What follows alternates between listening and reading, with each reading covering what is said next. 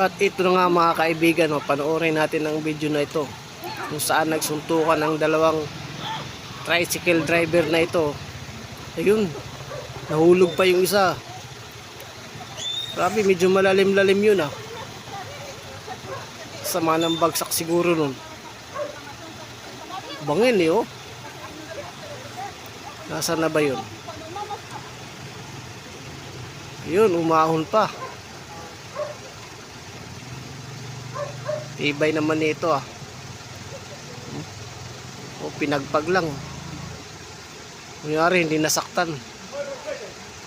Sugod uli oh. Sumugod sa uli mga kaibigan oh. Matibay. Ayan. Andun na yung kalaban niya, nakahubad oh. Akala ko baka na naman. Wala kasing umaawat eh. No?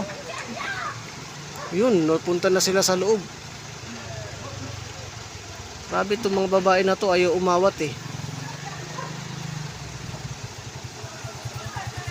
Hinahayaan lang din, no?